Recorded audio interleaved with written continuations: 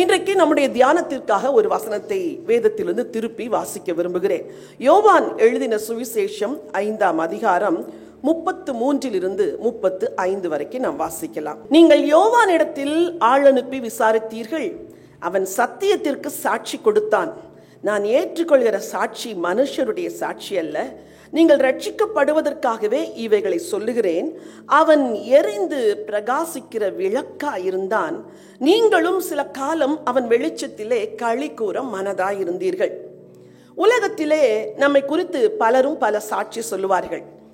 ஒரு கூடுகைக்கு போனால் அந்த கூடுகைக்கு விசேஷ பிரசங்கியாராக வந்திருக்கிறவர்களை அறிமுகப்படுத்தும் பொழுது அவர்கள் அப்படி இப்படி அந்த ஊழியம் இந்த ஊழியம் என்று பல காரியங்களை சொல்லி அறிமுகப்படுத்துவார்கள். சில வேளைகளில் புகழ்ச்சியாக கூட சில காரியங்களை சொல்லுவார்கள். அது ஒரு புறம். நீங்கள் ஒரு வீட்டிற்கு திருமணமாகி போகிறீர்கள், 5 ஆண்டுகள் அந்த வீட்டிலே வாழுகிறீர்கள். என் மருமகன் இப்படிப்பட்டவர், என் மருமகள் இப்படிப்பட்டவர் என்று அந்த குடும்பத்தில் உள்ளவர்கள் உங்களை குறித்து ஒரு சாட்சியை சொல்லக்கூடும். ஒரு நிறுவனத்திலே வேலைக்கு செல்லுகிறீர்கள், 6 மாதம் ஆகிறது. வேலையை 6 மாதம் செய்த பிறகு அந்த தொழில் நிர்வாகி உங்களை பார்த்து ஒரு சாட்சி சொல்லுவார். நன்றாய் கடினமாய் வேலை செய்கிறவர், உண்மை உள்ளவர் என்று சொல்லுவார். இல்லை என்றால் சோம்பேறிகள், ஒன்றும் தெரியாதவர்கள் என்றும் சாட்சி சொல்வார்கள். இப்படி மனிதர்கள் நம்மை குறித்து பல சாட்சி சொன்னாலும் ஆண்டவர் உங்களை குறித்து ஒரு சாட்சி சொல்ல வேண்டும். இங்கே யோவானை குறித்து ஆண்டவர் அழகாய் சொல்லுகிறார். அவன் எரிந்து பிரகாசிக்கிற விளக்காய் இருந்தான். நீங்களும் சில காலம் அவன் வெளிச்சத்திலே களி கூற மனதாயிருந்தீர்கள். ஜான் த பேப்டிஸ்ட பத்தி ஜீசஸ் சொல்லும் பொழுது அவன் எரிந்து பிரகாசிக்கிற விளக்கா இருந்தான். எனக்கு இது மிக ஆச்சரியமா இருந்தது. எப்படி ஐயா இப்படி ஒரு சாட்சி? யோவான் அற்புதங்கள் செய்தாரா? அதிசயங்கள் செய்தாரா? நான் அப்படி பாக்குறீங்க? மரித்தோரை உயிரோடு எழுப்பினாரா? குருடர்களுக்கு பார்வை கொடுத்தாரா? எதையுமே செய்யல. ஆனால் ஆண்டவர் அவனை குறித்து சொல்கிற சாட்சி, இவன் எரிந்து பிரகாசிக்கிற விளக்கா இருந்தான். அப்படின்னா எதை பார்த்து ஆண்டவர் அந்த சாட்சியை கொடுத்தார் என்றால், இந்த யோவானை குறித்து ஆண்டவருடைய திட்டம் எதுவோ அந்த திட்டத்தை அவன் அறிந்து கொண்டு அந்த திட்டத்தை செயல்படுத்தினதனால் ஆண்டவர் அவன் மிகுந்த சந்தோஷப்பட்டு இவன் எரிந்து பிரகாசிக்கிற விளக்கா இருந்தான் என்று சாட்சி கொடுத்தார். என் அன்பு சகோதர சகோதரிகளே, உங்கள் ஒவ்வொருவரை குறித்து ஆண்டவருக்கு ஒரு திட்டம் இருக்கிறது. உங்கள் குடும்பத்தை குறித்து ஆண்டவருக்கு ஒரு திட்டம் இருக்கிறது. உங்கள் பிள்ளையை குறித்து ஆண்டவருக்கு ஒரு திட்டம் இருக்கிறது. ஆண்டவர் ஒரு நாளும் ஒரு திட்டம் இல்லாமல் நோக்கம் இல்லாமல் எவரையும் இந்த பூமியில் அனுப்புகிறதே இல்லை. ஒரு தாய் ஒரு முறை வந்து சொன்னாள், அம்மா எனக்கு இத்தனை பிள்ளைகள், என்னுடைய கடைசி பிள்ளையை கடவுள் எடுத்து பயன்படுத்துவார் என்று சொன்னார்கள். நான் கேட்டேன், அத்தனை பிள்ளைகள் இருக்கும் பொழுது ஏன் கடைசி பிள்ளையை மாத்திரம் பயன்படுத்துவார் என்று சொல்லுகிறீர்கள்? இல்லை, அவனை நான் கருத்தரித்த பொழுது சின்னவன் 1000-ம் சிறியவன் பலத்த ஜாதியும் ஆவான், கர்த்தராகிய நான் அதை ஏற்ற காலத்தில் தீவிரமாய் நடப்பிப்பேன் சொன்னாருமான். சரி, அவங்க சாட்சியெல்லாம் சொன்னாங்க. ஆனால் அந்த பிள்ளை 12 வயது வரும் பொழுதே கர்த்தர் அந்த பிள்ளையை கையில் எடுக்க ஆரம்பிச்சிட்டார். ஹல்லேலூயா. அந்த பிள்ளை சர்ச்சில் சண்டே ஸ்கூலில் பாடுறதும், சண்டே ஸ்கூலில் பேசுறதும், சர்ச்சில் ஆக்டிவாக இன்வால்வ் ஆகிறதும். அப்போதான் அந்த தாய் சொன்ன வார்த்தை எனக்கு புரிந்தது, சின்னவன் 1000-ம் சிறியவன் பலத்த ஜாதியும் ஆவான். அப்படி என்றால் உங்கள் ஒவ்வொருவரை குறித்து ஆண்டவருக்கு ஒரு நோக்கம் உண்டு. உங்கள் ஒவ்வொரு பிள்ளையை குறித்து ஆண்டவருக்கு நோக்கம் உண்டு. ஜெபிக்கிற தகப்பனும் ஜெபிக்கிற தாயுமா இருக்கிற நீங்கள் உங்கள் ஒவ்வொரு பிள்ளைகளை குறித்த நோக்கத்தை ஆண்டவரிடத்தில் கேட்டு வாங்க வேண்டும். இந்த யோவானை குறித்து ஆண்டவர் சொல்லுகிறார், எரிந்து பிரகாசிக்கிற விளக்காயிருக்கிறார். ஆனால் இந்த யோவான் தன்னை குறித்து என்ன சொன்னார் என்று யோவான் எழுதின சுவிசேஷம் 1ஆம் அதிகாரத்தில் பல வசனங்கள் இருக்கிறது. 1ஆம் அதிகாரம் 23வது வசனம் வாசியுங்கள். அதற்கு அவன், கர்த்தருக்கு வழியை செவ்வை பண்ணுங்கள் என்று ஏசாயா தீர்க்கதரிசி சொன்னபடியே நான் வனாந்திரத்திலே கூப்பிடுகிறவனுடைய சத்தமாய் இருக்கிறேன் என்றான். சொன்னார். நான் யார் தெரியுமா? ஏசாயா 40ல சொல்லியிருக்குதே, கர்த்தருக்கு வழிகளை ஆயத்தம் பண்ணுங்கள் என்று. கர்த்தருக்கு வழிகளை ஆயத்தம் பண்ணுகிற ஒரு சத்தம் என்று ஏசாயா சொன்னாரே, நான் தான் அந்த சத்தம். இன்னைக்கு நான் உங்களை பார்த்து உங்களை குறித்து ஆண்டவர் என்ன சொல்லி இருக்கிறார் என்று உங்களுக்கு தெரியுமா என்று கேட்டால், ஆம் தெரியும் என்று பைபிளில் ஒரு பகுதியை திருப்பி இதுதான் என்னை குறித்து ஆண்டவர் சொன்ன சித்தம், அவர் சத்தம் என்று உங்களால் சொல்ல முடியுமா? இந்த யோவான் அழகா சொல்றாரு, வனாந்தரத்தில் வழியை ஆயத்தம் பண்ணுங்கள்னு தேவன் சொல்லி வச்சாரே ஏசாயால, நான் தான் அந்த சத்தம். தன்னை குறித்து இன்னும் சொல்லுகிறார். 1ஆம் அதிகாரம் 20ஆம் வசனம், நான் கிறிஸ்து அல்ல என்று சொல்லுகிறார். 1ஆம் அதிகாரம் 21ஆவது வசனம், நான் எலியா அல்ல என்று சொல்லுகிறார். நீ எலியாவா என்று கேட்கிறார்கள், நீ கிறிஸ்துவா என்று கேட்கிறார்கள். நான் கிடையாது. சிலர் தாங்கள் ஒன்றாய் இருக்க தங்களை காட்டுவது வேறொன்றாய் இருக்கும். இல்ல, ஒண்ணுமே தெரியாது, ஆனா எல்லாம் தெரிஞ்ச மாதிரி சிலர் காட்டுவாங்க. அப்படி என்னை குறித்து தேவ திட்டம் அல்லாத ஒன்றை சொல்லி நான் இப்படிப்பட்ட நபர் என்று நம்மில் யாருமே சொல்லவே கூடாது. நான் திரும்ப பின்னாக விளக்க உங்களுக்கு காரியங்கள் புரியும். அப்புறம் சொல்லுகிறார், அவருடைய பாதரட்சியின் வாரை அவிழ்க்கதற்கும் நான் பாத்திரவான் அல்ல. என்ன அல்ல சொன்னாரு? எலியா அல்லன்னாரு, கிறிஸ்து அல்லன்னாரு, நான் பாத்திரன் அல்லன்னாரு. அப்புறம் சொல்றாரு, நீங்கள் அறியாத ஒருவர் வருகிறார், எனக்கு தெரியும் அவர் வருகிறார், அவர்தான் தேவாட்டுக்குட்டி, அவர் என்னிலும் மேன்மை உள்ளவர், அவர் தேவகுமாரன், அவர் உலகின் பாவங்களை சுமந்து தீர்க்கிறவர் என்று கிறிஸ்துவ குறித்து அறிஞ்சிருந்தார். இன்னைக்கு நீங்க அறிந்து கொள்ள வேண்டிய 2 காரியங்கள். நீங்க யாரு அப்படின்னு அறியணும், ஏன் உலகத்துல பிறந்தீங்க என்று அறியணும், உங்கள் குடும்பத்தை குறித்த தேவ சித்தம் என்ன என்று தெரியணும். ஏசாயா சொல்லும் பொழுது சொல்லுவார், நானும் கர்த்தர் எனக்கு கொடுத்த பிள்ளைகளும் எப்படி இருக்கிறோம்? அடையாளங்களாய் அற்புதங்களாய் இருக்கிறோம். அப்போ இந்த பிளான் தெரிஞ்சா அதற்கு ஏற்றாற் போல வாழ்வார்கள் இல்லையா? இன்னைக்கு உங்க வாழ்க்கையில ஆண்டவருடைய சித்தம் என்ன என்ற ஒரு பிளான் தெரியணும். இங்க யோவானை குறித்து சொல்லுகிறார், அவன் எரிந்து பிரகாசிக்கிற விளக்காய் இருந்தான். என் அன்பு சகோதர சகோதரிகளே, உங்கள் ஒவ்வொருவரையும் ஆண்டவர் எரிந்து பிரகாசிக்கிற விளக்காதான் அந்த உலகத்துல வச்சிருக்கிறார். நீங்க அணைந்து போன விளக்கல்ல. பலர் யோசிக்கலாம், ஐயோ என் வாழ்க்கையில வெளிச்சமே இல்லையே, என் வாழ்க்கை இருளா இருக்குதே, நான் மட்டும்தான் என் வீட்டுல ஆண்டவர் ஏத்துக்கிறேன், என் வீட்டார் என்னை ஏத்துக்கலையே, என் குடும்பத்துல துன்பத்தை அனுபவிக்கிறேனே, பிரச்சனைகளை அனுபவிக்கிறேனே, போராட்டத்தை அனுபவிக்கிறேனே. கவலைப்படாதீங்க, ஆண்டவர் உங்களை எரிந்து பிரகாசிக்கிற விளக்காய் வைத்திருக்கிறார். இந்த யோவான் ஜனங்களுக்கு என்ன செய்தியை சொன்னார் அப்படின்னு அவருடைய லைஃப் ஸ்டைலையும் அவருடைய ப்ரீச்சிங்கையும் நான் பார்த்த பொழுது, மனம் திரும்புங்கள், அதான் அவருடைய முதல் செய்தி. என்ன செய்தி? நீங்க கூட ஒரு பிரகாசிக்கிற விளக்கா இருக்கிறீங்கன்னா இந்த உலகத்துக்கு மனம் திரும்புதலின் செய்தியை நீங்க சொல்லணும். உங்களோட வேலை பார்க்கிறவர்கள் நேர்மையற்ற வழியில நடக்கலாம், நீங்க அவங்கள பார்த்து சொல்றீங்க, பாரு ஆண்டவர் சீக்கிரம் வரப்போறாரு, இப்படியெல்லாம் நீ குடிச்சிட்டு வெறிச்சிட்டு வாழ்க்கையை வீணடிச்சிட்டு இருக்காத, மனம் திரும்பு என்ற செய்தியை சொல்றதுக்கு தான் ஆண்டவர் உங்களை வச்சிருக்கிறார். ஒருவேளை மேடையில் ஏறி பிரசங்கிக்கிறவர்கள் மட்டும்தான் ஆண்டவருக்கு பிரகாசிக்க முடியும் என்று அல்ல, யார் வேண்டுமானாலும் ஆண்டவருக்காய் பிரகாசிக்க முடியும். அப்போ நீங்க வெளிச்சத்தை கொடுக்கும் பொழுது உங்களை சுற்றி இருக்கிற மக்கள் உங்களை பார்த்த உடனே, ஐயோ இவங்க வெளிச்சமா இருக்கிறாங்களே, இவங்க பக்கத்துல வந்தாலே நமக்கு ஒரு குற்ற உணர்வு வருதே, இவங்களோ பரிசுத்தமா இருக்கிறாங்களே, நான் இப்படி ஒரு பாவியா இருக்கிறேனே என்ற உணர்வு உங்களுக்கு வரும். நான் இளவயதா இருக்கும் பொழுது சர்ச்சில் யூத் மீட்டிங் நடத்தி கொண்டிருந்தேன் அந்த நாட்கள்ல. அப்போ ஒரு வாலிப தங்கச்சி அவங்க அப்பா அம்மா கட்டாயப்படுத்துறாங்கன்னு பிரேயருக்கு வருவா, என்ன நேரம் முகத்துக்கு முகம் பார்க்கவே மாட்டான், அப்படி மீட்டிங் முடிஞ்ச உடனே ஓடிடுவா. ஒரு நாள் ஆண்டவர் பேசினார், நீ அவளை கூப்பிட்டு உட்கார வச்சு பேசிட்டு. அப்போ கூட்டம் துவங்குறதுக்கு முன்னாடி அவளை கூப்பிட்டு சொல்லிட்டு, மீட்டிங் முடிஞ்சு உன் கூட நான் பேசணும். அவன் முகமே வெளுத்து போய் விட்டது. அப்புறம் மீட்டிங் முடிஞ்சு எல்லாரும் போன பிறகு அவளை உட்கார வச்சு பேசினேன். ஒரு நாள் மீட்டிங்கில் கூட நீ என்னை பார்த்து பேசுறதே இல்லையே, ஏன் என்னை நேருக்கு நேராக ஃபேஸ் பண்ண மாட்டேங்கிற அப்படின்னு கேட்டப்போ அப்பவும் தலையை குஞ்சிட்டு தான் இருந்தா. அவளிடத்துல பேசும் பொழுது தன் அந்தரங்க காரியங்களை சொன்னாள். என் உள்ளமெல்லாம் உடஞ்சு போயிடுச்சு. ஆண்டி உங்கள் முகத்தை பார்த்தாலே எனக்கு மீட்டிங்லேயே உட்கார தோணாது, ஆனால் எங்கள் அம்மா கட்டாயப்படுத்தி உட்கார வச்சுட்டு போவாங்க.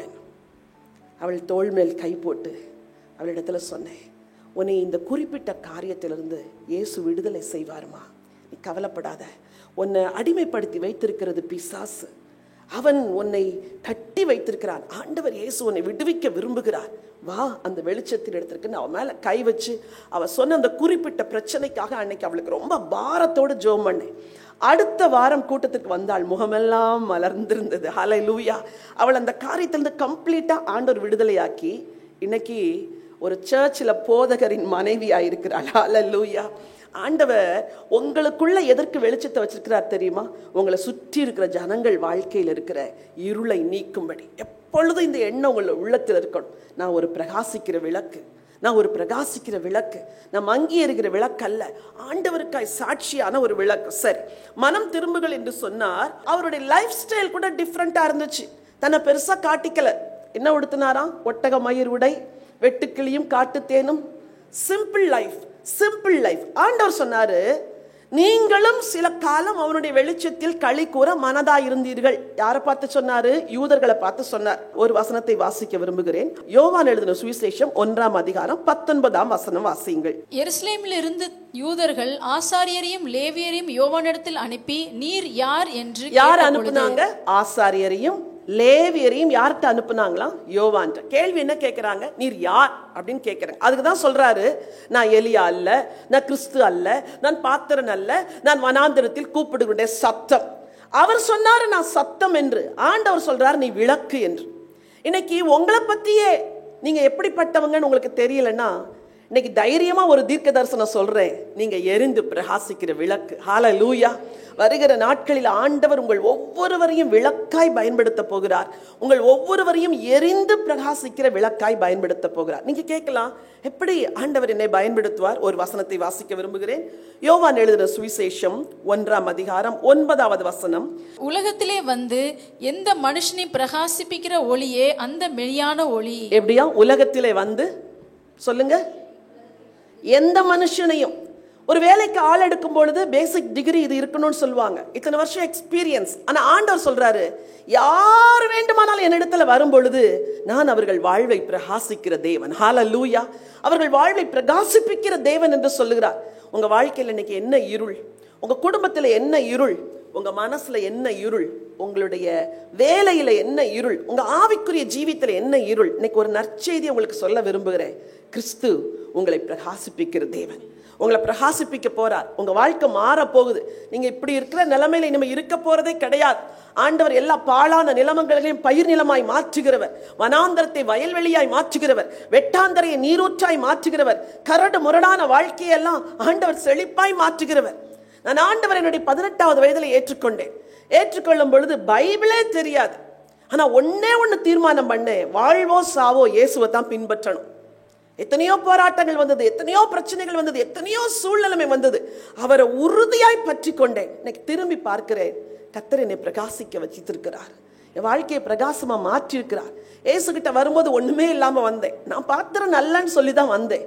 இன்னைக்கு என்னை மாற்றின கர்த்தர் உங்களையும் மாற்றுவார். விசேஷமாய் உங்கள் பிள்ளைகளை மாற்றுவார், உங்கள் குடும்பத்தை மாற்றுவார், பிரகாசிக்க வைப்பார். சரி, வசனம் சொல்லுது எந்த மனுஷனையும் பிரகாசிப்பிக்கிற ஒளி. 2 சாமுவேல் 22:29 வாசிக்கலாம். கர்த்தராகிய தேவரீர் என் விளக்காய் இருக்கிறீர், கர்த்தர் என் இருளை வெளிச்சமாக்குகிறவர். கர்த்தராகிய தேவன் எப்படி இருக்கிறீர்? என் விளக்காய் இருக்கிறீர். நீங்க எப்படி பிரகாசிக்க முடியும் தெரியுமா? இந்த கேண்டில் லைட் சர்வீஸ் அப்படின்னு ஒன்று நடத்துவாங்க சர்ச்சஸ்ல எல்லாம். அப்போ மேல பாஸ்டர் வந்து ஒரு கேண்டில் வச்சிருப்பார். முதல்ல போய் ஒருத்தருடைய கேண்டில் அவர் என்ன செய்வாரு, அவர்கிட்ட இருக்கிற வெளிச்சத்தை அந்த கேண்டில்ல பற்ற வைப்பார். அவங்க அடுத்தவங்கள்ட்ட பற்ற வைப்பாங்க. அப்படியே பக்கத்துல பற்ற வச்சு கொஞ்ச நேரத்துல ஹோல் சர்ச் எப்படி இருக்கும்? அப்படி ஜெகஜோதியாய் பிரகாசித்து கொண்டிருக்கும். ஒரு ஃபேமிலி கான்ஃபரன்ஸ்ல அப்படி செஞ்சோம். எல்லாரும் கேண்டில பொருத்தி வச்சு எங்கள் குடும்பங்கள் எல்லாம் பிரகாசிக்க போகுது ஆண்டவரே என்று சொல்லி. அப்போ ஒருத்தர் இருக்கிற ஒளி இன்னொருத்தர் என்ன செய்து போகுது. உங்களை பிரகாசிப்பிக்கிற தேவன் யார் தெரியுமா? கர்த்தராகிய தேவரீர் என் விளக்காய் இருக்கிறீர். சங்கீதம் 18:28 வாசிக்கலாம். தேவரீர் என் விளக்கை ஏற்றுவீர். இப்ப இதுவரைக்கும் விளக்கு ஏற்றப்படல. இந்த வருஷமெல்லாம் 11 மாதம் அணைந்து போன வாழ்க்கை, குளிர்ந்து போன வாழ்க்கை, சம்பளமே வரல. சிஸ்டர், நீங்க என்ன விளக்க பத்தி பேசுறீங்க? வீட்டுல எலக்ட்ரிக் பில் கட்டல, ஆனா நீங்க விளக்க பத்தி பேசுறீங்க. எலக்ட்ரிக் பில் கட்டலனாலும் பரவாயில்ல, கேஸ் வாங்க கஷ்டப்பட்டிருந்தாலும் பரவாயில்ல, ஒருவேளை சம்பளமே இல்லாம இருக்கிறதெல்லாம் விற்று அடமான வைத்து நீங்கள் இந்த நாட்கள்ல வாழ்ந்திருக்கலாம். இன்னைக்கு சொல்றேன், தேவன் உங்கள் விளக்கை ஏற்றுவார். தேவன் உங்கள் விளக்கை ஏற்றுவார். அந்த வசனத்தின் பின்பகுதி சொல்லுது, தேவனாகிய கர்த்தர் என் இருளை வெளிச்சமாக்குவார். வருகிற நாட்களிலே இருளெல்லாம் வெளிச்சமாய் மாறும். இந்த மாதம் ஆண்டவர் அதைத்தான் வாக்கு பண்ணியிருக்கிறார். எழும்பி பிரகாசி, உன் ஒளி வந்தது, நீ ஒரு விளக்கு, உன்னை விளக்கா மாத்தி இருக்கிறேன். உனக்குள்ள இப்போ ஒளி இல்லை, ஆனா நான் வந்து உனக்கு ஒளி ஏற்றுறேன். உன் வீட்டுல வெளிச்சம் இல்லை, ஆனா நான் வந்து உன் வீட்டுல வெளிச்சத்தை ஏற்றுறேன். விளக்கேற்றி வைக்கிற ஒரு தேவன். ஹல்லேலூயா. நம்ம கிறிஸ்டியன்ஸ் எல்லாம் வீட்டுல விளக்கு ஏற்றுறது இல்லை. ஆனால் ஆசாரியன் ஒவ்வொரு நாளும் வந்து தேவாலயத்தில் என்ன செய்யணும்? விளக்கை ஏற்றணும். அப்ப நம்ம வாழ்க்கையில பிரதான ஆசாரியனாகிய இயேசு ஒவ்வொரு நாளும் உங்க வாழ்க்கையில விளக்கேற்ற போகிறார். உங்களை விளக்கா மாற்றுகிறார், விளக்கை ஏற்றுகிறார், வெளிச்சத்தை கொடுக்க போகிறார். வரும் நாட்கள் பிரகாசத்தின் நாட்கள். உங்க பைபிள்ல எழுதியே வச்சுக்கோங்க. அதை யோவான் 5:34 பக்கத்துல, என் வாழ்க்கை பிரகாசமா மாறப்போகுது, என் குடும்பம் பிரகாசமாய் மாறப்போகுது. சரி, வேதத்துல விளக்கு எங்கெல்லாம் பயன்படுத்தப்பட்டுச்சு, எதுக்கு பயன்படுத்தப்பட்டுச்சு நான் உட்கார்ந்து படிப்பேன். எனக்கு பொதுவா படிச்சு பிரசங்கம் பண்றது ரொம்ப பிடிக்கும். ஒரு வசனத்தை வாசிக்க விரும்புகிறேன். நீதிமொழிகளின் புத்தகம் 6ஆம் அதிகாரம் 23வது வசனம். கட்டளையே விளக்கு, வேதமே வெளிச்சம், போதக சிட்சியே ஜீவ வழி. எப்படியா? கட்டளையே விளக்கு, வேதமே வெளிச்சம், போதக சிட்சையே ஜீவ வழி. இது புரியலன்னா பரவாயில்ல, 3 வார்த்தை இதுல இருக்குது. விளக்கு, வெளிச்சம், வழி. சொல்லுங்க. ஆண்டவர் உங்க விளக்கை ஏற்றுனா உங்க வாழ்க்கையில வெளிச்சம் வரும். வெளிச்சம் வந்தா உங்களுக்கு வழி எதுன்னு தெரியும். ஹல்லேலூயா. இது நாள் வரைக்கும் இதை தீர்மானிப்பதா, அதை தீர்மானிப்பதா, அதை செய்வதா, இதை செய்வதா, குழம்பி போய் இருட்டில் உட்கார்ந்து எதை செய்ய, எந்த பிசினஸ் ஆரம்பிக்க, எந்த வேலையில சேர, எங்க போய் வீட்டை பார்க்கறது, இதெல்லாம் பெண்ணுக்கு எந்த மாப்பிள்ளை, மகனுக்கு எந்த மகள், இப்படியெல்லாம் குழம்பி போயிருந்தீங்கல்ல. இன்னைக்கு விளக்கை ஏத்தின உடனே என்ன வந்துடும் சொல்லுங்க? வெளிச்சம் வரும். வெளிச்சம் வந்த உடனே எது தெரியும்? வழி. ஒருவேளை இந்த ஹாலில் எல்லா லைட்டையும் ஆஃப் பண்ணிட்டா இருட்டா இருக்கும், வழியே தெரியாது. ஆனா ஒரு லைட்டை போட்டா என்ன வரும்? முதல்ல வெளிச்சம். அப்புறம் எப்படி வெளியே போறதுன்னு உங்களுக்கு வழி தெரியும். இந்த மாதம் ஆண்டவர் உங்களுக்கு வெளிச்சத்தை கொடுத்து உங்களுக்கு வழிகாட்ட போகிறார். வருகிற வருஷத்துல ஆண்டவர் அற்புதமா உங்களுக்கு வழிகாட்டி நடத்துவார், அதிசயமா உங்களுக்கு வழிகாட்டி நடத்துவார். இதுதான் வழி, இதுல நடன்னு சொல்லுவார். தேவையற்ற வழிகளை ஆண்டவர் மூடி போட்டு அவருக்கு சித்தமான வழிகளை திறப்பார், உங்க வாழ்க்கையில திறப்பார். வாழ்க்கையெல்லாம் வெளிச்சமா இருக்கும். அது எவ்வளவு சந்தோஷம் இல்ல? இருளில் வாழ்ந்த நாட்கள் மாறி தேவன் உங்களை பிரகாசிக்கிற விளக்காய் வைக்கிறார். சரி, பைபிள்ல இந்த விளக்கின் நோக்கம் என்ன, விளக்கு எதற்காக வைக்கப்பட்டது, அந்த விளக்கின் தன்மை என்ன அப்படின்னு நான் கொஞ்சம் படிச்சு பார்த்தேன். கொஞ்சம் வேகமா சில வசனத்தை வாசிக்க விரும்புகிறேன். மத்தேயு எழுதின சுவிசேஷம் 5ஆம் அதிகாரம் 14-15 வசனங்களை வாசியுங்கள். நீங்கள் உலகத்துக்கு வெளிச்சமாய் இருக்கிறீர்கள். மலையின் மேல் இருக்கிற பட்டணம் மறைந்திருக்க மாட்டாது.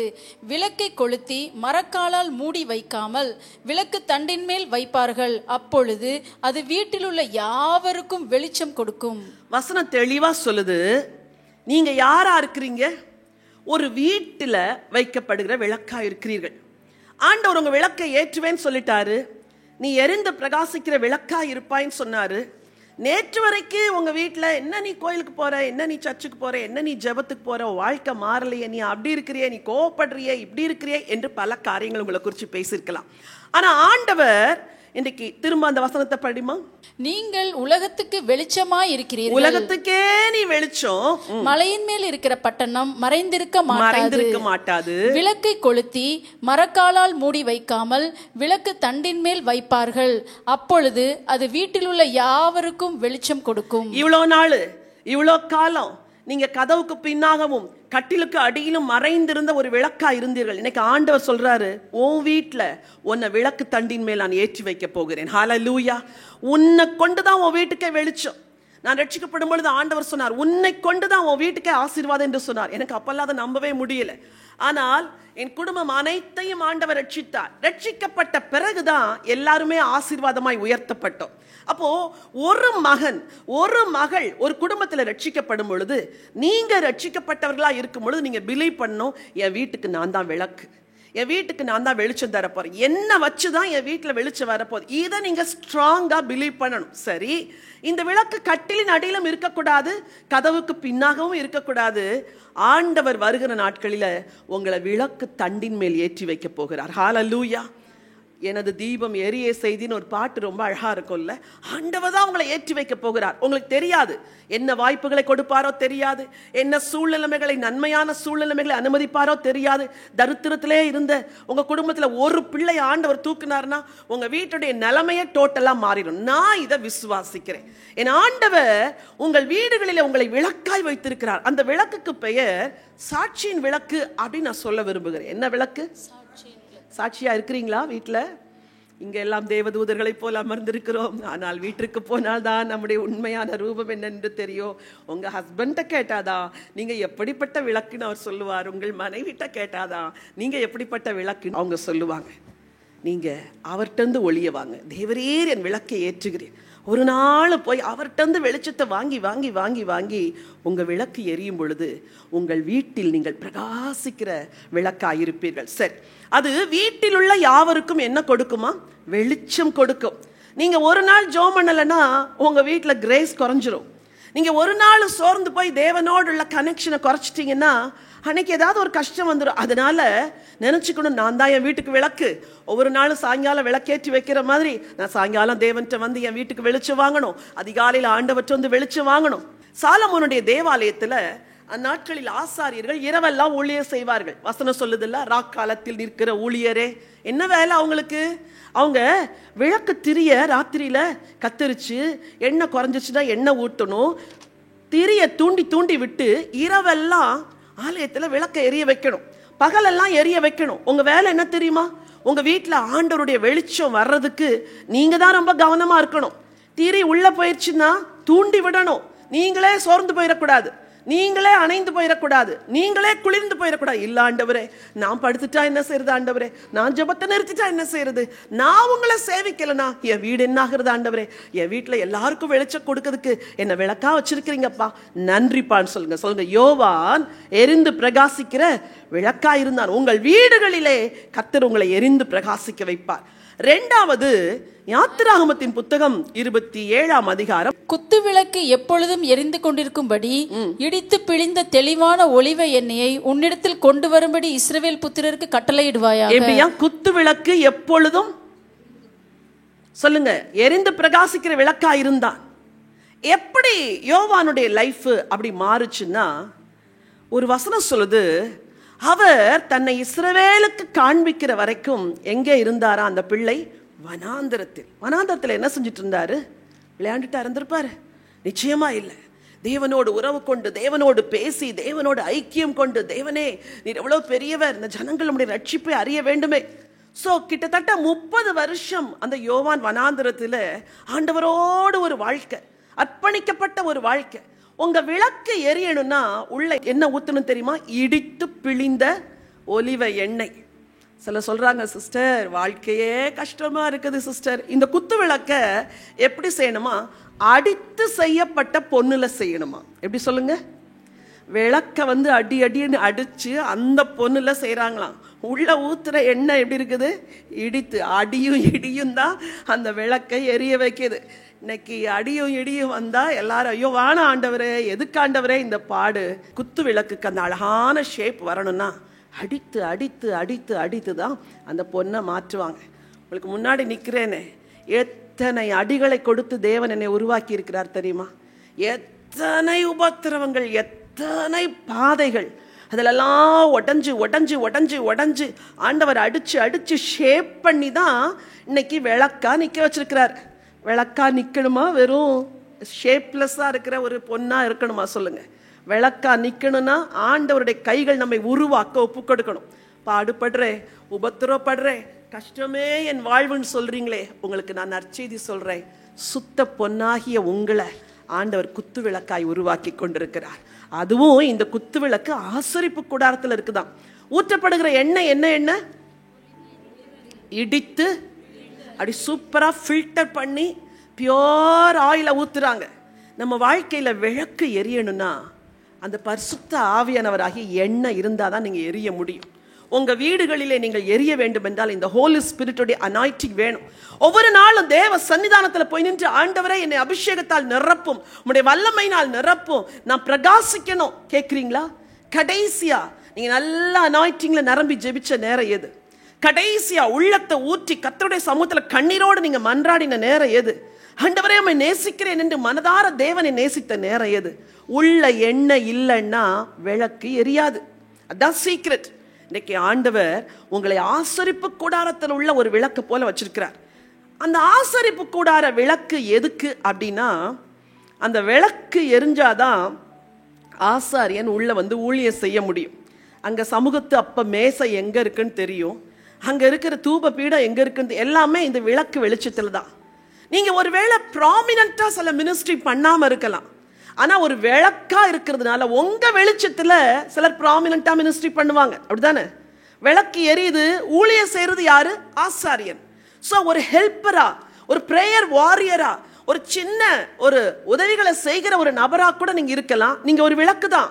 நீங்க ஆண்டவருக்காய் பிரகாசிக்கிறீங்க. வீட்டில் உள்ள விளக்கு எரிவது போல அன்றைக்கு ஆசரிப்பு கூடாரத்தில் உள்ள விளக்கும் எரிஞ்சுதான்.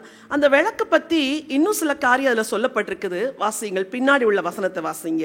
யாத்திராகமம் 25:31 கொஞ்சம் வாசிங்க. பசும் பொன்னினால் ஒரு குத்து விளக்கையும் உண்டாக்குவாயாக, அது பொன்னினால் அடிப்பு வேலையாய் செய்யப்பட வேண்டும்.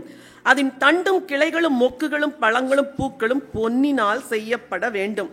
33 ஒவ்வொரு கிளையிலே வாதுமை கொட்டைக்கு ஒப்பான 3 மொக்குகளும் ஒரு பழமும். அதாவது இந்த விளக்க செய்யும் போது கனிகள், பூக்கள் இதெல்லாம் கலந்ததா ஆண்டவர் விளக்க செய்யறார். உங்களை கூட பிரகாசிக்கிற விளக்க ஆண்டவர் மாற்றுறாரே. எப்படி தெரியுமா? உங்களுக்குள்ள ஆவிக்குரிய கனிகள், ஆவிக்குரிய வரங்கள், ஆவிக்குரிய கிருபைகளை கொடுத்து ஆண்டவருக்காய் அன்றைக்கு ஆசரிப்பு கூடாரத்துல பிரகாசித்த விளக்கை போல தேவன் உங்களை மாற்றுகிறார். உங்களில் அநேகரை வரும் நாட்களில் கர்த்தர் தேவனுடைய வேலைக்கென்று பயன்படுத்த போகிறார். அடித்து ஆண்டவர் உருவாக்குகிறார். அதிலே பழங்களும் மொக்குகளும் மலர்களும் அதில் அலங்கரிக்கப்பட்டிருக்கிறது. உபத்திரவம் எதுக்கு தெரியுமா? உங்களை அழகுள்ளவர்களாய் மாற்ற. பிரச்சனைகள் எதுக்கு தெரியுமா? உங்களை கனி உள்ளவர்களாய் மாற்ற. போராட்டங்கள் எதுக்கு தெரியுமா? உங்களை மிகவும் நேர்த்தியான ஒரு விளக்காய் மாற்ற. இது இல்லைன்னா அழகும் கிடையாது, ஒளியும் கிடையாது. ஹல்லேலூயா சொல்லுங்க. நான் கர்த்தருடைய வேலைக்காக பிரகாசிக்கிற ஒரு விளக்கு. நான் என் வீட்டில் பிரகாசிக்கிற விளக்கு, கர்த்தருடைய வேலைக்காக பிரகாசிக்கிற விளக்கு. சரி, விளக்கை இன்னும் பைபிள்ல வேற எங்க பார்க்கிறோம்னா 2 சாமுவேலின் புத்தகம் 21ஆம் அதிகாரம் 17வது வசனத்துல வாசிக்கலாம். 2 சாமுவேல் 21:17. செரியாவின் குமாரனாகிய அபிசாய் ராஜாவுக்கு உதவியாக வந்து பெலிஸ்தனை வெட்டி கொன்று போட்டான்.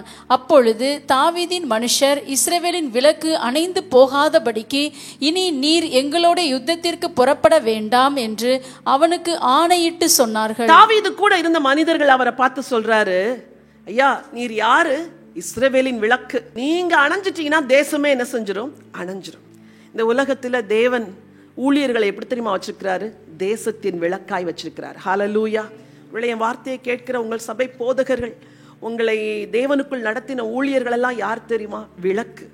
அந்த விளக்கு அணையாம இருக்கிறதுக்கு உங்களுக்கும் ஒரு பங்கு இருக்குது, உங்களுக்கும் ஒரு பாற்று இருக்குது. ஒவ்வொரு நாளும் ஜெபத்தில் தேவ ஊழியர்களையும் தேவ ஜனங்களையும் தேவ சபைகளையும் தாங்க வேண்டிய ஒரு பொறுப்பு உங்களுக்கு இருக்குது.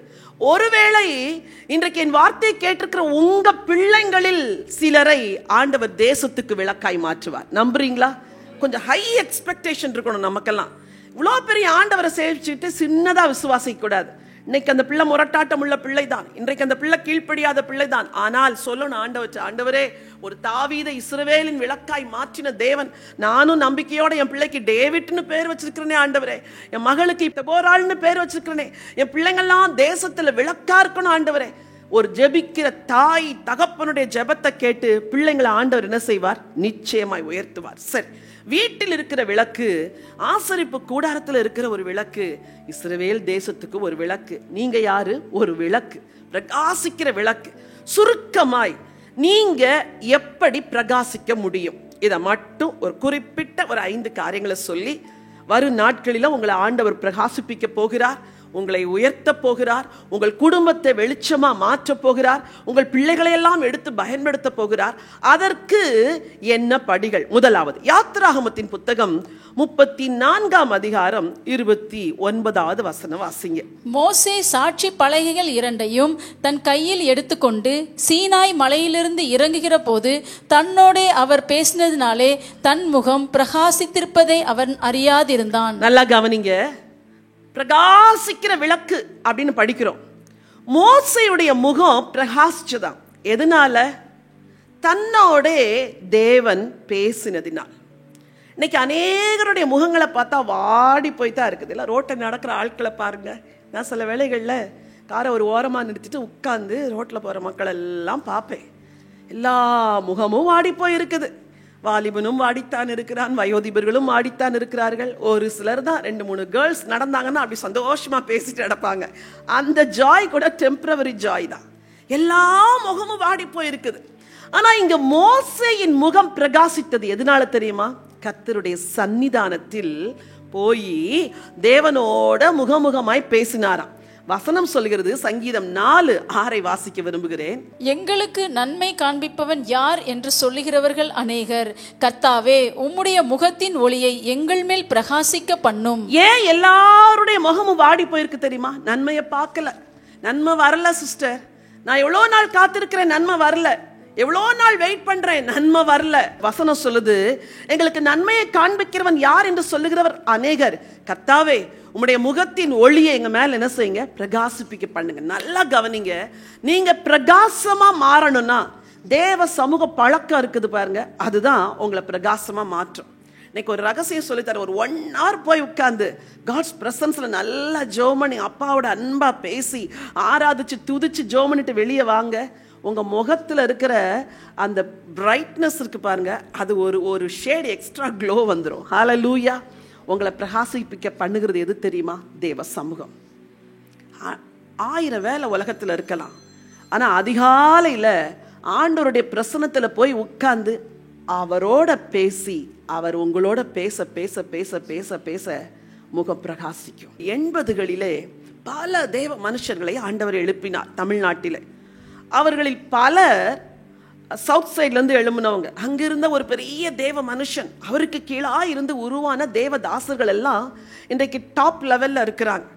அப்போ எப்படி அவர்கள் அப்படி உருவானார்கள் என்று கேட்டா, அவங்கள நடத்தின தேவதாசன் இருக்கிறார் பாருங்க, அவரு ஒவ்வொரு நாளும் காலையில சர்ச்சை திறந்துட்டு போய் அதிகாலையில 3 மணி நேரம் ஜெபம் பண்ணணுமா. எவ்வளவு நேரம்? முட்டிக்குள்ளேயே நீ ஜெபம் பண்ணலைன்னா சாப்பாடு கிடையாதுன்னு பேசுவாராம். சொல்லுவாராம், பரிசுத்தாவின் அபிஷேகம் வரல, உனக்கு எதுக்கு இவ்வளோ அலங்காரமான ட்ரெஸ்ன்னு கேட்பாராம். ஒருவேளை நடத்தியது கடினமாய் நடத்தினாங்க.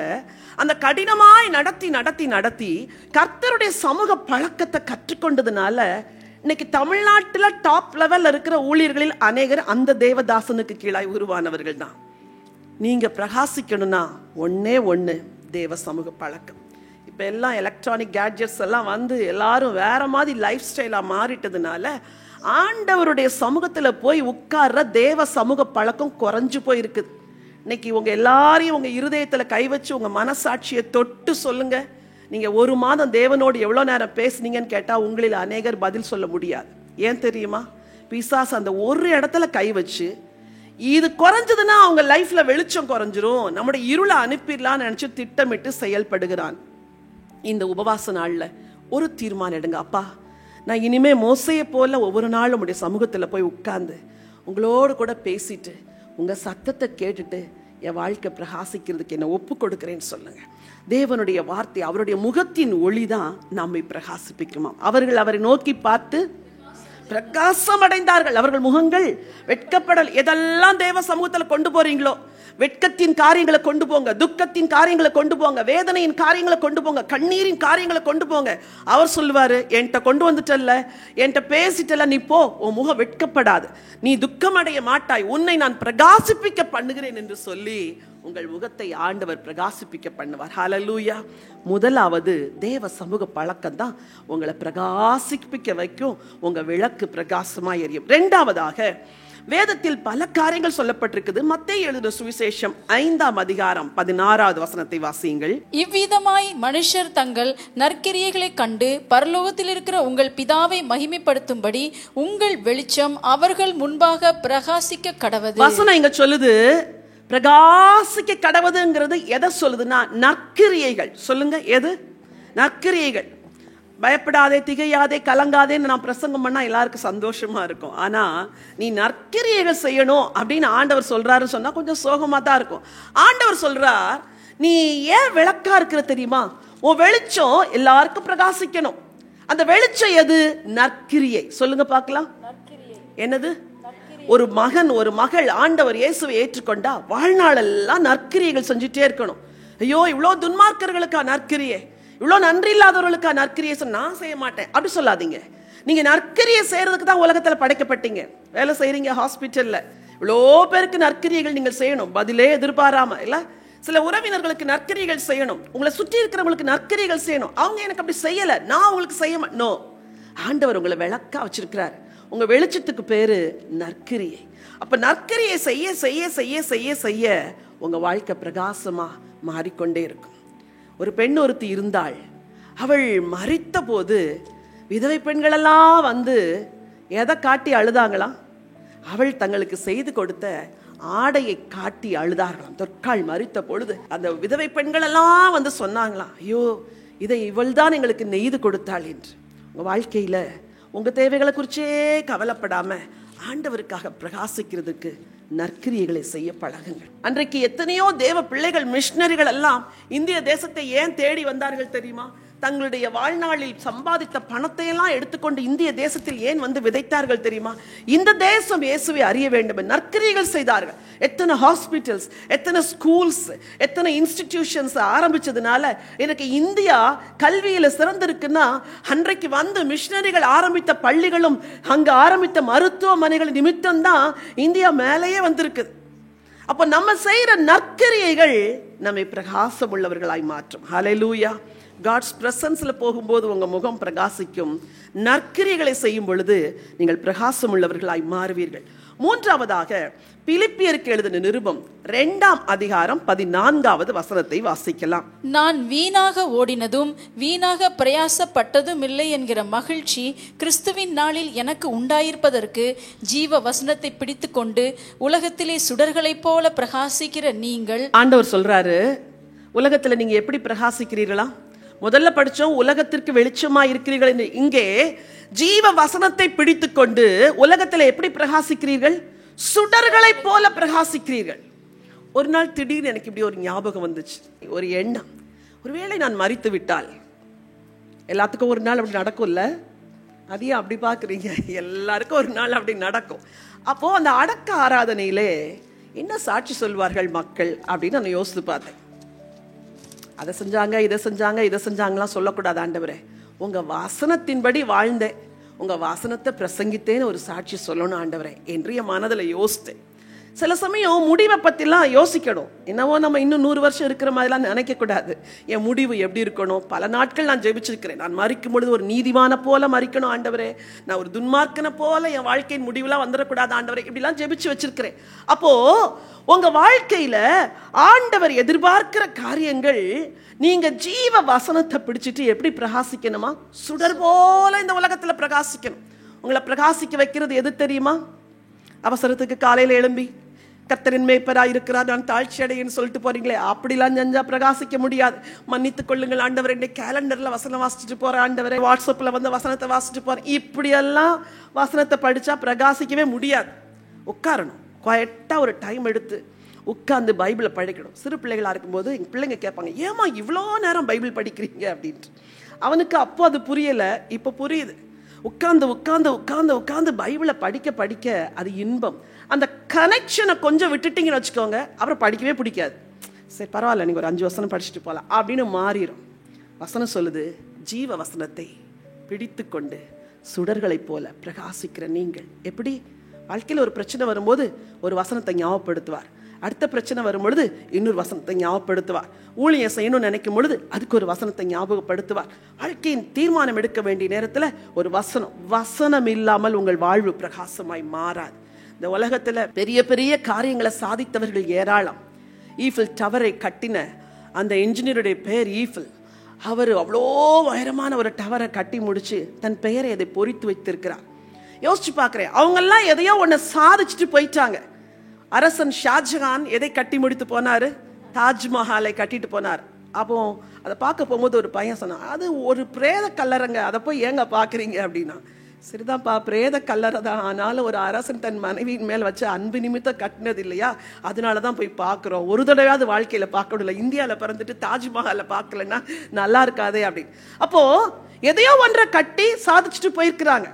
அவர்கள் சாதித்ததெல்லாம் பரலோகத்தில் மகிமையை கொண்டு வரல. ஆனா நீங்க ஜீவ வசனத்தை பிடிச்சிட்டு சுடர போல இந்த உலகத்துல பிரகாசிக்கிறீங்களே, ஒரு நாள் ஆண்டவர் சொல்லுவார், வா உண்மையும் உத்தமுள்ள ஊழியக்காரனே, என் எஜமானுடைய சந்தோஷத்துக்குள் பிரவேசி என்று அழைப்பார். உங்களுக்கு ரிவார்டு அப்படியே பரலோகத்து வரைக்கும் கொண்டு போய் ஆண்டவர் அங்கே உங்களுக்கு முடிசூட்டுவார். பூமிக்குரிய காரியங்களுக்காய், மேன்மைக்காய், பிரகாசத்துக்காய் உழைக்கிறவர்கள் எவ்வளோ பேர். திரையுலக நட்சத்திரங்களை பாருங்க, ஒரு படத்துல நடிக்கிறதுக்கு மொட்டை எடுக்கிறாங்க, தாடியை வளர்க்குறாங்க, உடம்ப குறைக்கிறாங்க, உடம்ப ஏத்துறாங்க. இதெல்லாம் கேள்விப்பட்டது, எங்கேயும் பார்த்ததில்லை. அப்போ ஒரு உலகத்துல பிரகாசிக்கிறதுக்கு அவ்வளோ எஃபர்ட். நீங்க எவ்வளோ எஃபர்ட் எடுக்கிறீங்க? இந்த வருஷத்தின் கடைசியில இனிமே ஜீவ வசனத்தை பிடிச்சிட்டு சுடர்களை போல பிரகாசிக்கணும். லைஃப்ல இந்த ஒரு வார்த்தை தாங்க உங்களை பிரகாசிக்க வைக்கும்.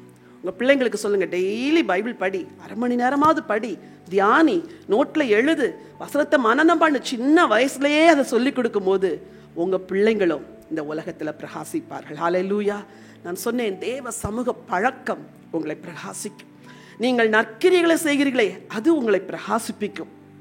ஜீவ வசனத்தை பிடித்துக்கொண்டு சுடர்களை போல இந்த உலகத்துல நீங்க ஆண்டவருக்காய் பிரகாசிப்பீர்கள். 2 பேதுரு 1:19 வசனம். அதிக உறுதியான தீர்க்க தரிசன வசனமும் நமக்கு உண்டு.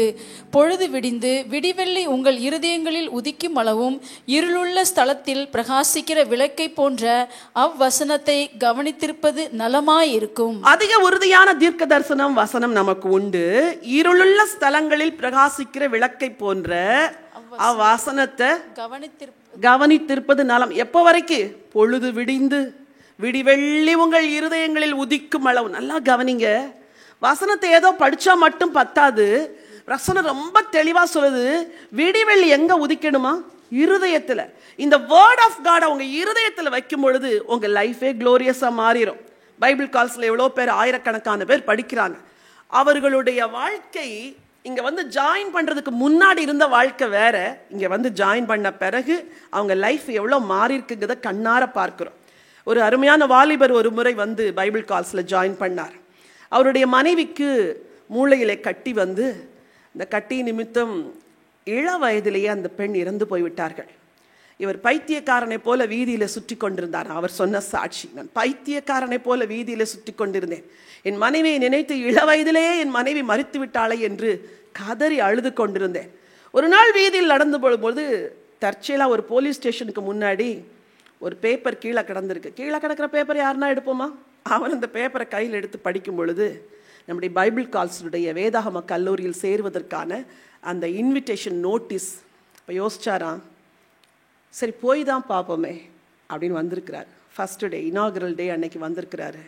முதல் நாள் சகோதரர் அவர்கள் பேசின வார்த்தை அவர் உள்ளத்தில் தொட்டு, இந்த கிளாஸில் நம்ம ஏன் ஜாயின் பண்ணக்கூடாதுன்னு ஜாயின் பண்ணார். கோர்ஸை முடித்தார். இன்னைக்கு ஒரு சபையில் உதவி போதகராக இருக்கிறார். ஹல்லேலூயா. வாழ்க்கையை முடிக்கணும்னு நினச்ச ஒரு வாலிபனை தேவனுடைய வார்த்தை மாற்றிடுச்சு. தேவனுடைய வசனம் இருதயத்தில் வர வர உங்கள் விசுவாசம் மாறும், உங்கள் எண்ணம் மாறும், உங்கள் சிந்தை மாறும், உங்கள் தற்கொலை எண்ணம் மாறும். அநேகருக்கு இருதயத்தில் பயம், அநேகருக்கு கவலை, அநேகர் பிரச்சனைகளே நினச்சிட்டு இருக்கிறீங்க, அநேகர் சூழ்நிலைமைகளை நினச்சி கவலைப்பட்டு இருக்கிறீங்க. இன்னைக்கு சொல்கிறேன், வசனத்தை இருதயத்தில் வைங்க, உங்கள் வாழ்க்கை மாறும். உங்கள் வாழ்க்கை பிரகாசமாய் ஒளிவிடுகிற வாழ்க்கையாய் மாறும். ஹல்லேலூயா. சரி, இன்னொரு வசனத்தை வாசிக்க விரும்புகிறேன். தானியேலின் புத்தகம் 12:3 வசனத்தை வாசியுங்கள். ஞானவான்கள் ஆகாய மண்டலத்தின் ஒளியைப் போலவும் அநேகரை நீதிக்குட்படுத்துகிறவர்கள் நட்சத்திரங்களைப் போலவும் என்றென்றைக்கும் உள்ள சதா காலங்களிலும் பிரகாசிப்பார்கள். ஞானவான்கள் ஆகாய மண்டலத்தில் உள்ள ஒளியைப் போலவும் அநேகரை நீதிக்கு உட்படுத்துகிறவர்கள் நட்சத்திரங்களைப் போலவும் என்றென்றைக்கும் உள்ள சதா காலங்களிலும் பிரகாசிப்பார்கள். ஒரு டைரக்ட் கொஸ்டின் உங்கள்கிட்ட கேட்க போறேன். இந்த ஆண்டு எத்தனை பேரை கிறிஸ்துவுக்குள்ள நடத்துனீங்க? எத்தனை பேருக்கு கிறிஸ்துவின் அன்பை பகிர்ந்து கொண்டீர்கள்? உங்களுக்கு நீங்களே கேள்வி கேட்டு உங்களுக்கு நீங்களே பதில் சொல்லணும். ஆண்டவர் இந்த உலகத்தில் நமக்கு ஒரு பொறுப்பை கொடுத்திருக்கிறார். இந்த உலகத்தில் ஒரு சீஷனா நம்மளை அழைச்சிருக்கிறார். நீங்கள் புறப்பட்டு போய் சகல ஜாதிகளையும் சீஷராக்கி என்ற ஒரு கட்டளை ஊழியர்களுக்கு மட்டும் கிடையாது, எல்லாருக்கும் தான். இங்க உட்கார்ந்துருக்கிற எல்லாருக்கும். இந்த வருஷம் எத்தனை பேரை கிறிஸ்துவுக்குள்ள நடத்துனீங்க? எத்தனை பேரை பூர்ண ரட்சிப்புக்குள்ள நடத்துனீங்க? எத்தனை பேரை பாவத்திலிருந்து விடுதலை செஞ்சீங்க? நரகத்தில் போய் விழப்போற எத்தனை பேருக்கு இயேசுவின் அன்பை சொல்லி இயேசுவண்டை கொண்டு வந்தீங்க? ஒரு நபரை கூட நடத்தலை அப்படின்னா உட்கார்ந்து சிந்தித்து இயேசுவின் இடத்துல திரும்பணும். ஐயா, ஞானவான்கள் ஆகாய மண்டலத்தின் ஒளியை போலவும் அநேகரை நீதிக்கு உட்படுத்துகிறவர்கள் என்றென்றைக்கும் உள்ள நட்சத்திரங்களை போல பிரகாசிப்பார்கள் சொல்லியிருக்கிறேன். ஒரு வருஷம் நான் ஞானம் இல்லாத வாழ்ந்துட்டேன் ஆண்டவரே. இந்த ஒரு வருஷம் அழிவுக்கு நேராய் போகிற மக்களுக்கு உங்க அன்பை சொல்லாம வாழ்ந்துட்டு ஆண்டவரே, என்ன மன்னிங்க. உங்க போன்ல எவ்வளவு கான்டாக்ட்ஸ் இருக்குது. ஒரு நாள் கூப்பிட்டு நீங்கள் படித்த ஒரு வேத பகுதியை அந்த துக்கத்தில் இருக்கிறவர்களுக்கு பகிர்ந்து கொள்ளலாமே. நீங்க வாசிக்கிற ஒரு வேத பகுதியை தீர்மானம் எடுக்க முடியாத மக்களுக்கு நற்செய்தியாய் பகிர்ந்து கொள்ளலாமே. நீங்க டைரக்டா தான் காஸ்பல் ஷேர் பண்ணணும்னு கிடையாது. நீங்க படிக்கிற வேத பகுதி, நீங்க பெற்றுக்கொண்ட நன்மைகளை 4 பேருக்கு ஃபோன் பண்ணி பேசலாமே. நீங்க ஞானவான்களாய் இருந்தால் நட்சத்திரங்களாய் பிரகாசிப்பீர்கள். இந்த வரப்போகிற வருஷத்துக்கு நீங்க எடுக்க வேண்டிய பெரிய தீர்மானம் என்ன தெரியுமா? இது இயர் எண்ட் மெசேஜ் கிடையாது. ஆனால் ஃபாஸ்டிங் டேல இதை நினைக்கலன்னா அப்புறம் நம்ம வேற தீர்மானங்கள் எதை எடுப்பது? ஆண்டவரே, வருகிற நாட்களில் உடைய ராஜ்யத்தின் பணியை எப்படியாவது செய்வேன், என் நண்பர்கள், அயலகத்தார், உறவினரை எப்படியாவது உடைய அன்புக்குள்ள நடத்துவேன். ஆண்டவரே, இன்னைக்கு ஒரு தீர்மானம் எடுங்க. அப்பதான் நீங்க பிரகாசிக்கிற விளக்காயிருப்பீர்கள். அநேகரை நீதிக்கு உட்படுத்துகிற ஒரு வாழ்க்கை. உங்க பக்கத்து வீட்டில் இருக்கிறவங்களுக்கு நம்பிக்கை கிடையாது தெரியுமா? இன்னும் மரணத்துக்கு பயப்படுகிறவர்கள் எவ்வளவு பேர், இன்னும் குடும்பத்துல சமாதானம் இல்லாம வாழ்றவங்க எவ்வளவு பேர், குடும்பத்துல நிம்மதி இல்லை, ஆறுதல் இல்லை. எத்தனை பெண்கள் தற்கொலைக்கு நேரா போறாங்க தெரியுமா? இயேசுடைய அன்பை நீங்க சொல்லலைன்னா வேற யாரும் சொல்லுவா? இன்னைக்கு ஒரு தீர்மானம் எடுங்க. ஆண்டவரே, நான் அநேகரை நீதிக்கு உட்படுத்துகிற ஒரு மனுஷியாய் என்னை மாற்றுங்கப்பா. இப்படி மாற்றும் பொழுது நீங்கள் பிரகாசிக்கிற விளக்காயிருப்பீர்கள். நான் சொன்னேன், தேவ சமூக பழக்கம் உங்கள் வாழ்க்கையை பிரகாசிப்பிக்க வைக்கும். ஜீவ வசனத்தை பிடிச்சு அந்த வசனத்தின் வெளிச்சத்தில் நடக்க நடக்க நடக்க நீங்கள் பிரகாசம் உள்ளவர்களாய் மாறுவீர்கள். நற்கிரியைகளை செய்ய செய்ய செய்ய செய்ய நீங்க பிரகாசம் உள்ளவர்களாய் மாறுவீர்கள். அநேகரை நீதிக்கு உட்படுத்தும் பொழுது நீங்க பிரகாசம் உள்ளவர்களாய் மாறுவீர்கள். ஆண்டவர் சொன்னாரு, யோவான் எரிந்து பிரகாசிக்கிற விளக்காயிருந்தான், நீங்களும் சில காலம் அவன் வெளிச்சத்திலே. எவ்வளோ காலம்? திரும்ப சொல்லுங்க. நான் உங்கள்கிட்ட ஒரு கேள்வி கேட்குறேன், இன்னும் எத்தனை வருஷம் உயிரோடு இருப்பீங்க? 10 வருஷத்துக்கு முன்னாடி கால்களில் இருந்த பலன் இப்போ இல்லை. 10 வருஷத்துக்கு முன்னாடி நல்லா பார்த்தேன் சிஸ்டர், இப்போ கேட்ராக்ட்னு சொல்லிட்டாங்க, சர்ஜரி பண்ணணும். 10 வருஷத்துக்கு முன்னாடி ஸ்டெப்ஸ் எல்லாம் ஏறி இறங்குவேன், இப்போ மாடியில் ஏறினா கால் வலிக்குது இல்லை? அப்போ சரீரம் பலவீனப்பட்டுட்டே போகுது. சில காலம்தான் வச்சிருக்கிறாரு. அவன் சில காலம்தான் இருந்து பிரகாசிக்கிற விளக்கா இருந்தான். ஒவ்வொரு ஊழியனுக்கும் ஆண்டவர் ஒரு டைம் வச்சிருப்பார், அது தெரியுமா? சேஷமாய் தேவனால் பயன்படுத்தப்பட்ட சாராள் நவரோஜி அம்மா, அவங்க அந்த நாட்களில் பாடலை பாடும் பொழுது அவங்க பாட்டுக்கு ஈடு இணை எதுவுமே கிடையாது இல்லை? இப்போ இருக்கிறாங்களா? அந்த தெய்வீக பாடல்கள் இன்னும் இருக்குது. அந்த தெய்வீக பாடல்களை பாடின தேவ மனுஷி இல்லை, ஒரு பீரியட் தான். அதுக்கு பிறகு ஆண்டவர் அடுத்த ஊழியரை எடுப்பினார்.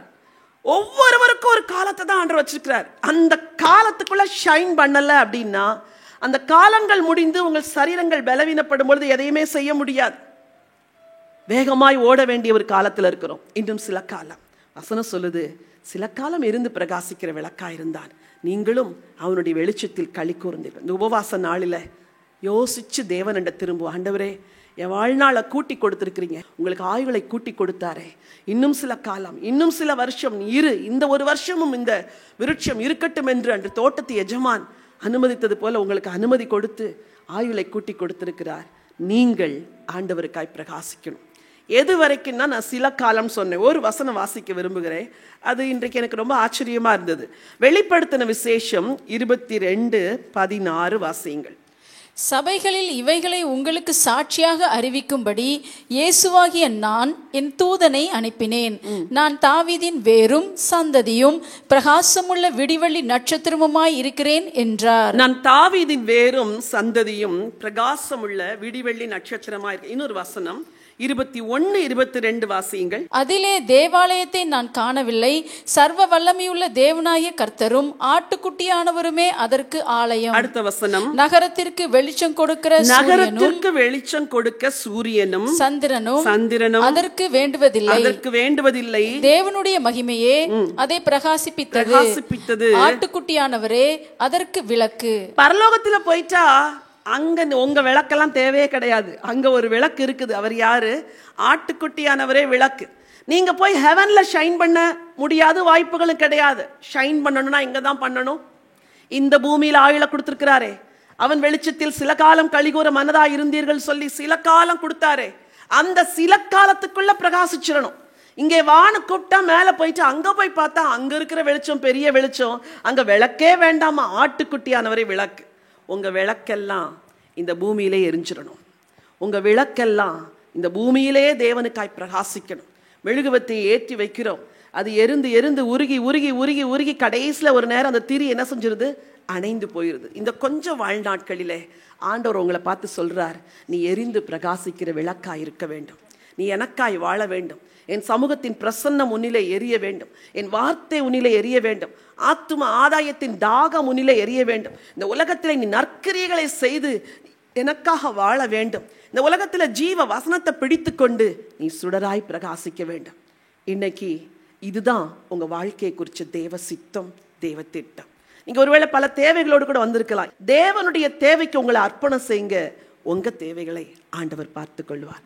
எல்லாரும் இருக்கிற இடங்கள்ல ஒரு நிமிஷம் எழும்பி நிற்கலாமா? தேவனுடைய இருதயம் நமக்கு என்ன சொல்லுகிறது? தேவனுடைய இருதயம் நம்மோடு கூட என்ன பேசுகிறது? அவர் எதை விரும்புகிறார் என்று நாம் அறிந்து கொள்ள வேண்டுமே. ஆண்டவர் சொல்லுகிறார், உன்னை ஒரு விளக்காக நான் வைத்திருக்கிறேன், நீ எனக்காய் எரிந்து பிரகாசிக்க வேண்டும். உன்னிலே எண்ணெயை ஊற்ற விரும்புகிறேன். இடித்து பிழிந்த ஒலிவ எண்ணெயாகிய பரிசுத்த ஆவியானவரின் அபிஷேகம், தேவனுடைய கிருபை உங்களிலே என்னாலும் ஊற்றப்பட ஆண்டவர் சித்தமுடையவராயிருக்கிறார். 2 கரங்களை ஆண்டவருக்கு நேராய் விரித்துக் கொள்ளுங்கள். ஆண்டவரே, ஒளி கொடாத விளக்காய் நான் வாழ்ந்த நாட்கள் எல்லாம் போதும் ஆண்டவரே. இனிமேல் நான் ஒளி கொடுக்கிற விளக்காய், எரிந்து பிரகாசிக்கிற விளக்காய் இருக்கணும்பா. என் ஜீவ காலம் எல்லாம் உமக்காக நான் பயன்பட வேண்டும் ஆண்டவரே. யோவான் எரிந்து பிரகாசிக்கிற விளக்காய் இருந்தான். அவருடைய முடிவு எப்படி முடிந்தது? விளக்கின் முடிவு சிரச்சேதம் பண்ணப்பட்டார். அவர் எதிர்பார்த்த ஒரு முடிவு அல்ல.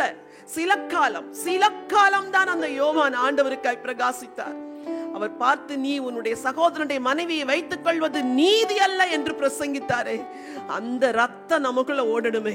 எல்லாரும் வாயை திறந்து கேளுங்க. ஐயா, நாங்க யோவானை போல ஆண்டவரை நீதியை பிரசங்கிக்கிறவர்களாய், மனம் திரும்புதலை பிரசங்கிக்கிறவர்களாய், பரலோக ராஜ்யம் சமீபித்திருக்கிறது என்று இந்த உலகத்துக்கு எடுத்துரைக்கிறவர்களாய் எங்களை மாற்றுங்கப்பா.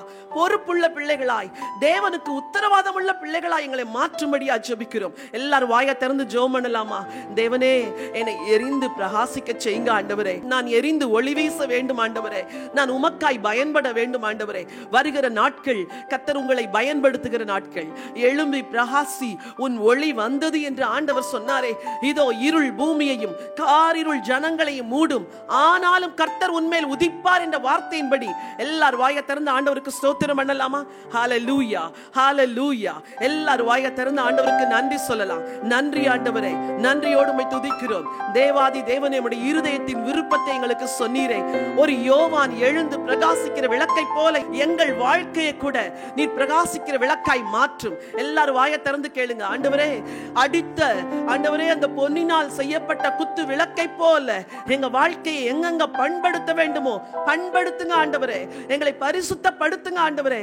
எல்லாரும் வாயை திறந்து சொல்லுங்க. எங்க பிள்ளைகளை எல்லாம் பரிசுத்தப்படுத்துங்க, எங்க குடும்பத்தை பரிசுத்தப்படுத்துங்க, வாழ்க்கை துணையை பரிசுத்தப்படுத்துங்க, என் வீட்டார் எல்லாரையும் பரிசுத்தப்படுத்துங்க.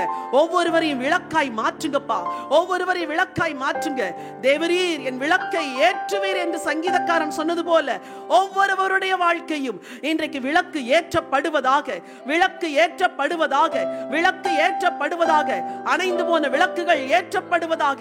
ஆண்டவரை, மங்கி எறிகிற திரிகள் எல்லாம் தூண்டப்படுவதாக. யார் யார் விசுவாச வாழ்க்கையில சோர்ந்து போயிருக்கிறார்களோ, ஆவிக்குரிய வாழ்விலே தளர்ந்து போயிருக்கிறார்களோ, இந்த வருஷத்தின் கடைசி நாட்களிலே திரியை தூண்டி விடுவீராக ராஜா.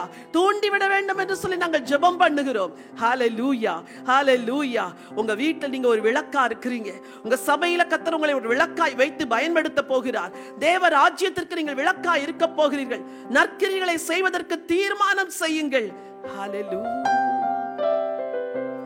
ஹல்லேலூயா. உமக்காகத்தானே ஐயா நான் உயிர் வாழ்கிறேன் ஐயா, உமக்காகத்தானே ஐயா நான் உயிர் வாழ்கிறேன் ஐயா. இந்த உடலும் உள்ளமெல்லாம் அன்பர் உமக்காகத்தானே ஐயா. இந்த உடலும் உள்ளமெல்லாம்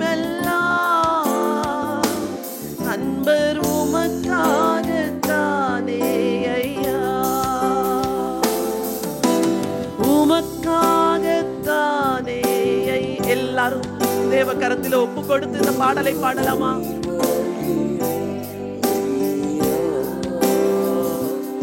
இந்த உடலும் உள்ளமெல்லாம் அன்பர் உமக்காகத்தானே ஐயா. இந்த உடலும் உள்ளமெல்லாம் அன்பர் உமக்காகத்தானே ஐயா. அன்பின் ஆண்டவரே, எத்தனையோ எங்கள் இருதய விருப்பங்களை நீ நிறைவேற்றினீர். இவ்வளோ ஜெபங்களுக்கு பதில் கொடுத்தீர். இன்றைக்கு உம்முடைய இருதய விருப்பத்தை எங்களுக்கு தெரியப்படுத்தி இருக்கிறதற்காய் நன்றி. உடைய பிள்ளைகள் ஒருவர் கூட ஆண்டவரே பயனற்ற விளக்கா இருக்கக்கூடாதப்பா. யோவான் எரிந்து பிரகாசிக்கிற விளக்கா இருந்தார். அவருடைய வெளிச்சத்தில் எல்லாரும் களி கூர்ந்தார்களே, அதை போல இந்த உலகம் துக்கத்திலும் துயரத்திலும் துன்பத்திலும் வாழுகிற ஒரு உலகத்திற்கு கிறிஸ்துவுடைய சுவிசேஷத்தை, அந்த வெளிச்சத்தை கொண்டு செல்கிற விளக்காய் எங்களை மாற்றும்படியால் ஜெபிக்கிறோம். இங்க வந்திருக்கிற ஒவ்வொரு சகோதரன் சகோதரியை ஆசீர்வதிங்கப்பா. நான் பயனற்று இருக்கிறேனே, ஆண்டவருக்கு பயனற்ற பாத்திரமாய் வாழுகிறேனே என்று யாரெல்லாம் பாரத்தோடு இன்னைக்கு ஜெபிக்கிறார்களோ கைகளில் எடுங்கப்பா. வாலிப பிள்ளைகளை கைகளில் எடுங்கப்பா. உம்முடைய இடித்து பிழிந்த ஒலிவ எண்ணெய் அவர்களுக்குள் ஊற்றப்படுவதாக, அபிஷேக தைலம் ஊற்றப்படுவதாக, சுடர்களை போன்ற ஜீவ வசனத்தை அவர்கள் கைகளில் ஏந்துவார்களாக, ஆண்டவருக்காய் பிரகாசிப்பார்களாக, அநேகரை நீதிக்கு உட்படுத்துவார்களாக. இந்த பூமியில சொற்ப காலம் வாழப்போகிற வாழ்க்கையில உமக்காக மட்டும் வாழ எங்களை அர்ப்பணிக்கிற ஆண்டவரே, இந்த வருஷத்தின் எஞ்சிய நாட்களிலே கரம் பிடித்து நடத்துங்க. விசேஷமா இந்த உபவாச நாளிலே தேவையோடு கண்ணீரோடு வந்திருக்கிறவர்களுக்காய் ஜெபிக்கிறேன். ஏசு கிறிஸ்துவின் நாமத்தினாலே அவர்கள் இருள் வெளிச்சமாய் மாறுவதாக, பிரகாசம் உண்டாவதாக, வாழ்க்கையிலும் குடும்பத்திலும் பிரகாசம் வரட்டும் என்று சொல்லி ஆசீர்வதித்து அனுப்புகிறேன் அப்பா. வரும் நாட்கள் பிரகாசிக்கிற நாட்களாய் இருக்கட்டும். சகல துதி கனம் மகிமை எல்லாவற்றையும் உமக்கே எடுக்கிறோம். மீட்பெரும் இரட்சகருமா ஏசு கிறிஸ்துவின் நாமத்தில் ஜெபிக்கிறேன் நல்ல பிதாவே.